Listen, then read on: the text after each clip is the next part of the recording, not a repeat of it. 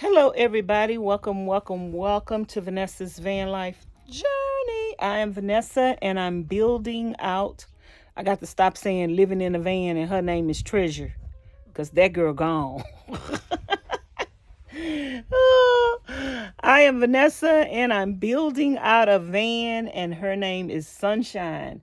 And today I am picking up where I left off yesterday and gonna do a little bit on the electrical. And so let me tell y'all a little bit about my solar system. It's gonna be the Mac Daddy for me because in my other van Treasure, I had 200 amp hours AGM battery. Actually 400 amp hours, but it converted to 200 amp hours because AGM is half of it. So I had 200 amp hours of AGM batteries, and I had 500 and I think 40 or 60 watts of solar on top of Treasure, and that is how much power I had. And sometimes when it was a cloudy day, it wasn't enough solar to last all day long, and I would have to turn off the solar system at night, turn my refrigerator off at night, and then in the morning, plug it back up. And sometimes you wouldn't get no sun, and then you couldn't pretty much run the refrigerator at all. So sometimes I couldn't run my refrigerator at all. And sometimes I would have to run my refrigerator for all day long and then just didn't run it at night. Hopefully, I will not run into that problem. Maybe every now and then I will, but hopefully, in general, I will not be running into that problem very much with the new system that I have. So now I have 400 amp hours of lithium batteries. So that's true 400 amp hours of lithium batteries, which is going to give me more storage to store the power that's coming from the solar. And I'm going to have 900 watts of solar, which means when the sun is out, the value of the power that's going to the battery is going to be more. So you're going to have more solar going into the batteries to fill the batteries up and to top them off when you have optimal sun out. And so when optimal sun is out, your batteries will be able to fill up to capacity, and you can also continue to use whatever you're using during the day. You're going to be pulling from that and filling it up at the same time. So that's almost double the amount of solar that I had on the van before. So hopefully I will not have to turn my refrigerator off at night that often. But hey, if it's a part of life, it's a part of life. Turning the refrigerator off at night wasn't bad because I'd have food in the freezer and you just turning it off until the next morning, and nothing never spoiled or anything like that with me doing that. So I just want to explain that to y'all for the people who may not know that much about solar, and you like why you have 4 batteries. The more batteries you have, the more storage you have to store the solar that's coming from the roof. And that's going to give you more power to be able to use throughout the van. So if y'all have any questions, leave them in the comments bar below. And also another difference in my solar system now is in the other van, I had 1100 watts. I had 1100 watt inverter.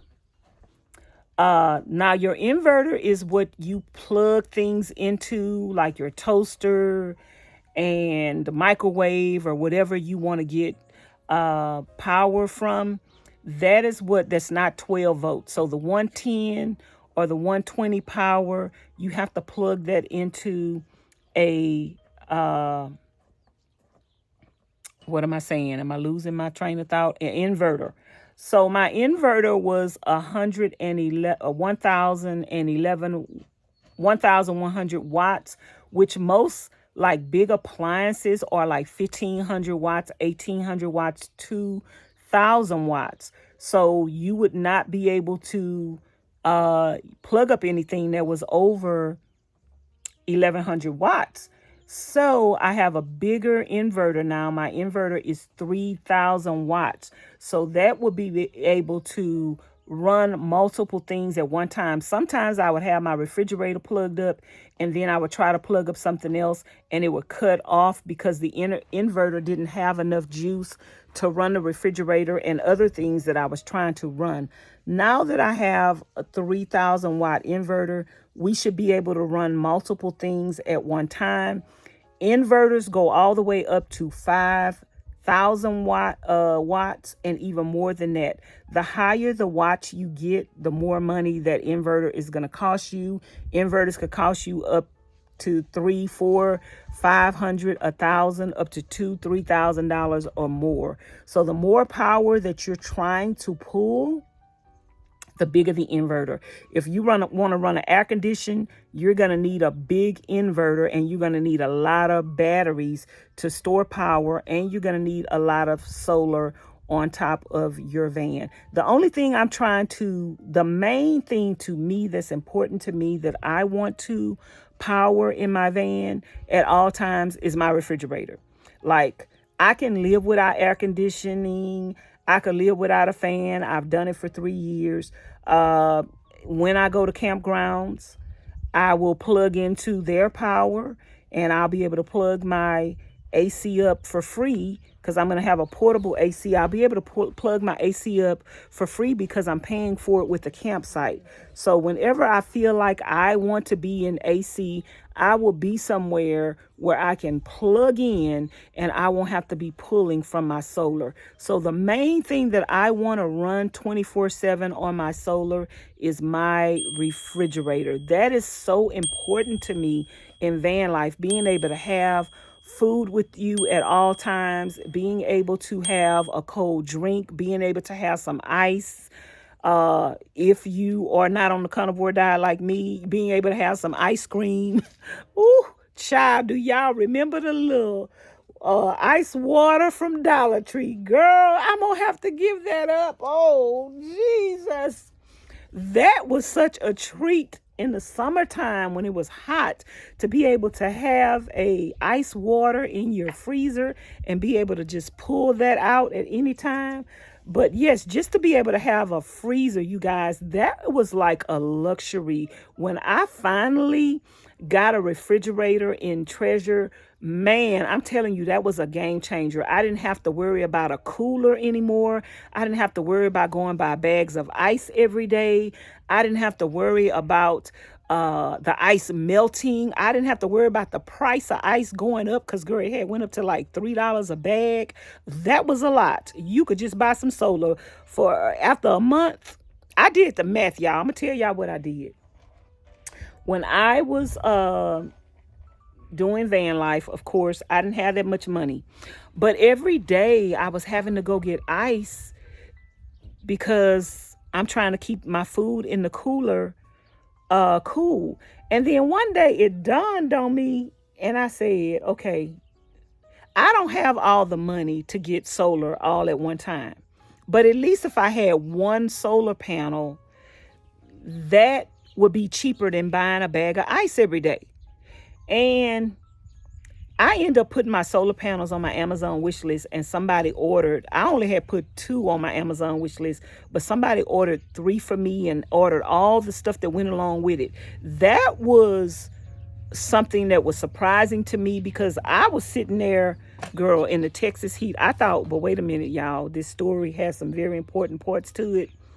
I was in the Texas heat and I was dying. I thought that was hot. Till I came to hell. Till I came to hell in Arizona and all my brain almost fried. In Arizona, I thought Texas heat was the worst. Girl, I hadn't been nowhere else before. So I thought the Texas heat was the worst of the worst of the worst. So I was just trying to survive the Texas heat. So somebody felt sorry for me and ordered 3 solar panels and all the wires that go along with it. Then somebody ordered a battery for me. Girl, next thing you know, we had some solar in the van. And then I got a refrigerator. But that was a game changer, you guys, especially in a place that was so hot that you're capable of getting solar in because you got so much sun. You're capable of getting solar in, but you don't have any, and you're spending that money on bags of ice every day. If you could start van life with one solar panel on the top of your vehicle, I don't care if it's a car. If you could start van life with one solar panel on the top of your vehicle and one lithium battery, let me tell you something. You can upgrade everything else in the future, but that one solar panel and that one lithium battery is gonna keep you from going by ice every day. You cannot keep up with ice. If you live somewhere where it's hot, you're going to need more than one bag of ice a day. And that bag of ice is going to cost you anywhere from $2 to $3 to $4, depending on where you live at. The money that you spend on ice for 1 month, you could have bought a solar panel. So that's what I had told myself, y'all. I said, you know what? I'm going to clean out this cooler. I'm not going to buy any more ice. And I'm going to eat canned goods for a month so I won't need the cooler. So that way I can save the money that I'm spending on the ice. I could save that money and end up getting me some solar panels. And that's what I was going to do. Instead of buying the bags of ice every day, you guys, you might have to make a sacrifice and eat canned goods so you can afford the solar. The money that you was going to spend on them bags of ice every day, put it to the side, save it, and then go buy you one solar panel. You could buy 100 watts of solar for $100. Okay. I like these 300 watt solar panels that I got from Booge RV that they sent me. And so that one solar panel is going to give you 300 watts of solar. It's a big solar panel, but believe me, you could fit that on a car. You could fit that on your van and have 300 watts of solar with just one solar panel, and then get you one lithium battery. And as you can afford it, add another lithium battery. Do not waste your money on an AGM battery because you will have to replace it eventually, and you cannot add another battery to an AGM battery. If you add another battery to an AGM battery, you just wasted money. But you can add another battery to a lithium battery. Even though lithium batteries are expensive, start with a lithium battery to begin with. That's my spiel, you guys. The intro to today's video. Girl, that was 12 minutes and 45 seconds. That was a lot, but it was very informative. Let me know if you guys have any questions about the solar system. So let me show y'all what I'm gonna do today, what I'm gonna work on. I'm probably not gonna get a whole lot done today, but we're taking this electrical system one day at a time, doing what we could do at a time, and making sure we do it right the first time.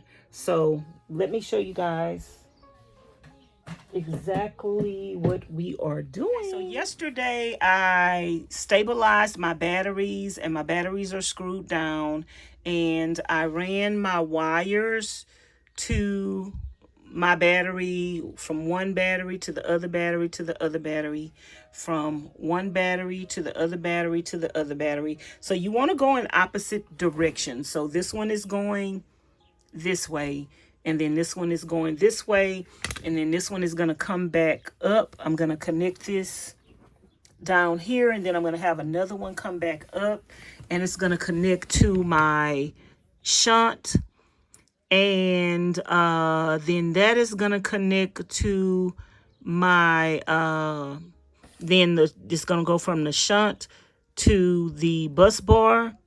And then we're going to have a red wire that is going to come from here, and it's going to connect to this, and then it's going to go from there to connect to that. So that is basically what I'm going to work on today. I have to take my wires and I have to put these on them. Sometimes I'll be forgetting the proper terminology, y'all. But yeah, I need to take my 4-aught wire and I need to crimp my lugs on them. And once I crimp my lugs on them from one end to the next, then I'll be able to connect that to that. and connect that to that. Connect that from there to here, from there to here. So that is what I'm working on right now. And I got my wire over there.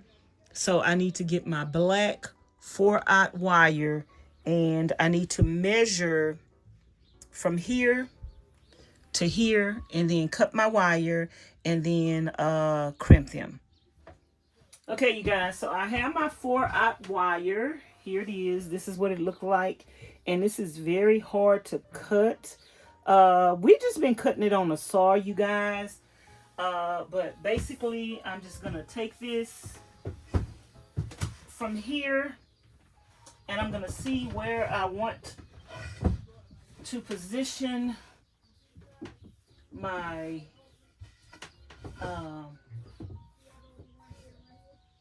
where I want to position my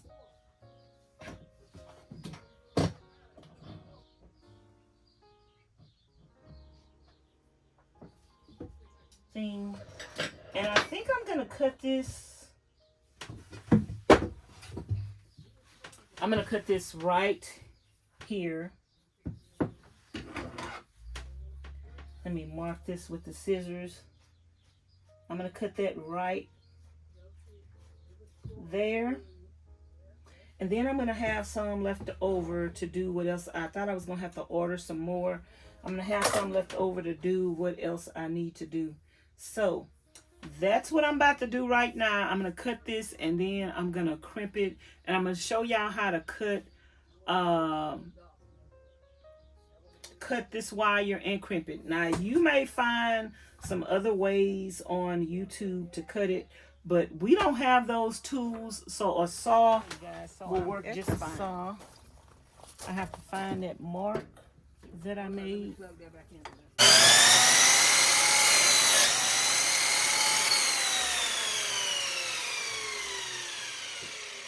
And just like that, you cut it. So it's easy to cut with that. So if you don't have any other tools to cut this with, just use a saw. 4/0 wire. And you're going to need a 4/0 lug. And you basically, once you cut the wire back, you're going to take that and you're going to put that on there. So you want to do about 1 inch. Take about 1 inch off. And this little tool right here,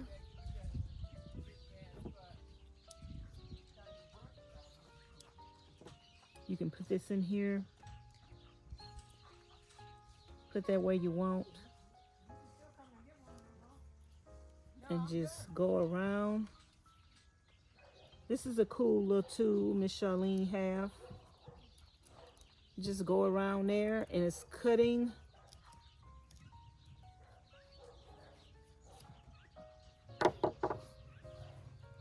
that back. Ooh. Now you're not supposed to cut, and it did. You're not supposed to go so deep where you cut the wire, the strands, but we did cut some. And baby, I didn't cut this wire super long, so we're gonna have to go with the flow so that this could fit on here properly.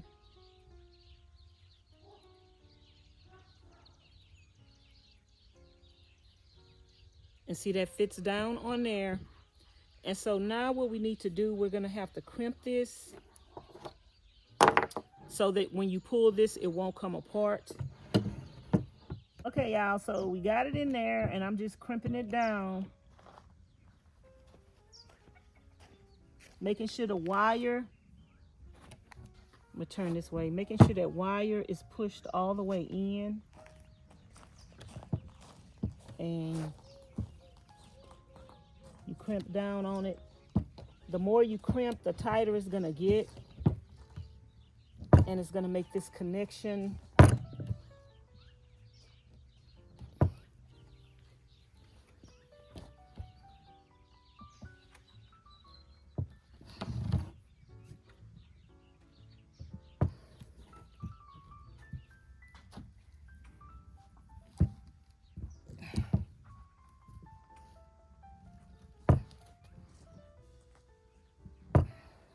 Okay.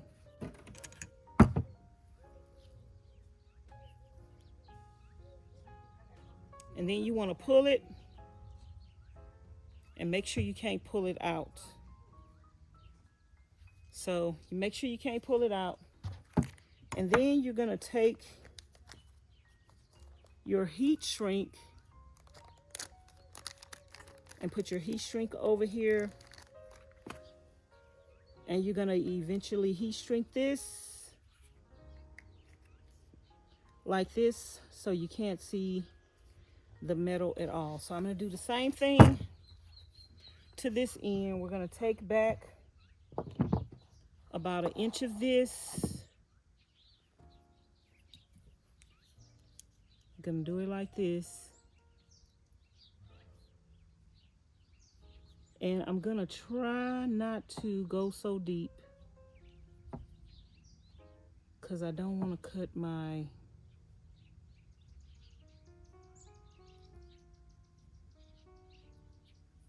the wire.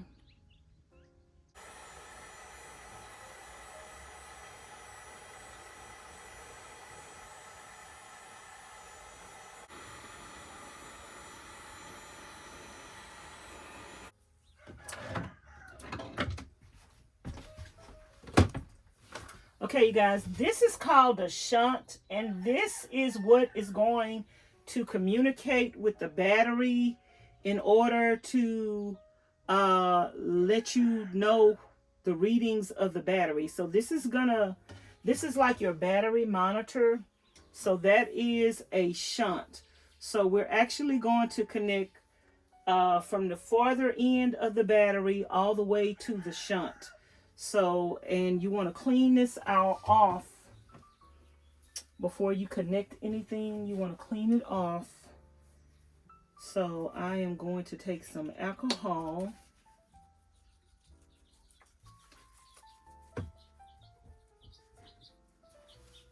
and I'm going to clean off the lugs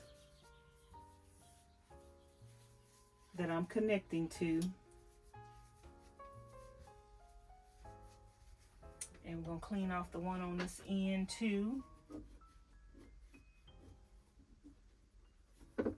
And then we're just going to take this from this end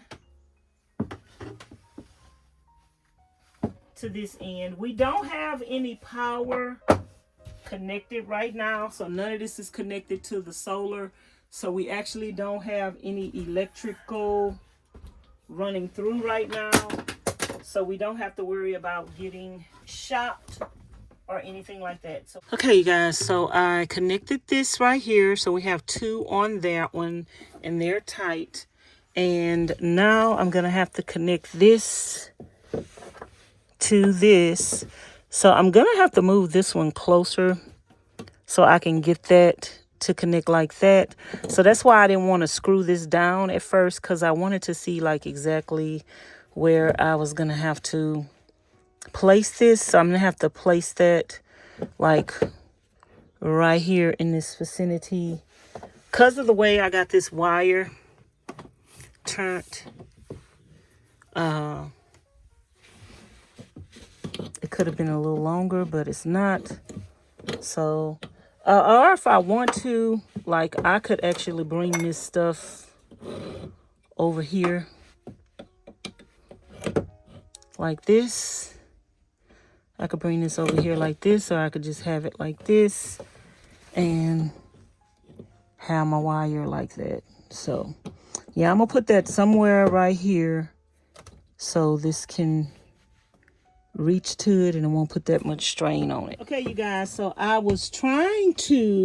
had connected last time y'all see me, I had connected this to the battery and I was trying to connect this end to this, but my lug nuts did not fit on here. So we had to drill it out to make it fit. So if you run into the same problem with any of your lug nuts, don't get worried or whatever and think you got to start over. You're just going to have to drill them out so they could fit on that piece. Because the same thing on my bus bar, it's not gonna fit. The lug that's gonna come from here to there, it's not gonna fit on the bus bar. So I just had to make it bigger. So that's what we had to do. I think I'm gonna have to do another one from here and then another one over there. So yeah, but yeah, we're gonna have to make this one bigger. So on the other end of this wire, we had to do the same thing, and we had to make this bigger and drill this out. Okay, you guys, so I have to cut this wire so that I can run this wire from the shunt to the bus bar. So it don't have to be that long. So I'm just gonna make it like about this length, and I'm gonna go cut this on the saw. So I'm gonna do the same thing to this wire that I did to the other one. We're gonna take this, let me come around this way. We're gonna take this and we're going to lightly go around here. We don't want to push it in too far because we don't want to cut the metal. Let's pull this back. We had a few that we cut. Then I take my hand and tighten this up. Just tighten it up so that it can go over here. Sometimes you want to tighten that end up more.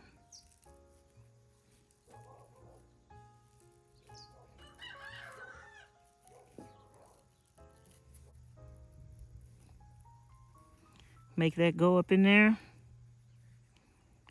Sometimes they all don't want to go in there right. You can pull them off, or you could pull it out and try again. And pretty sure somebody gonna tell you don't do that, but anyway, sometimes it happens and you can't, and you avoid it. So I'm gonna put this in the crimper thing and crimp this.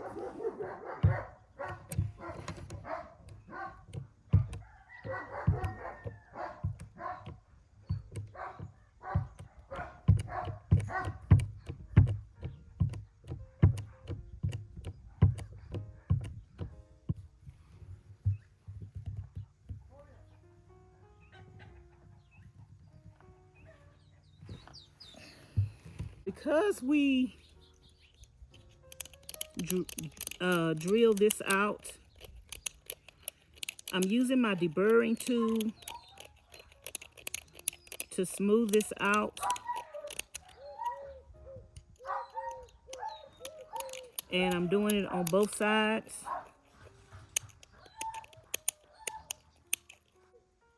The washers.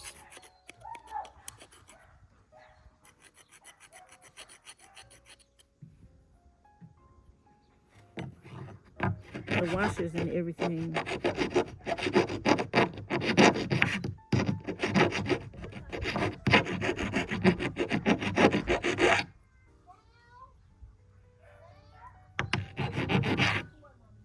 Can lay fat. So now I'm gonna need to put some shrink wrap on here, and we're gonna shrink wrap this.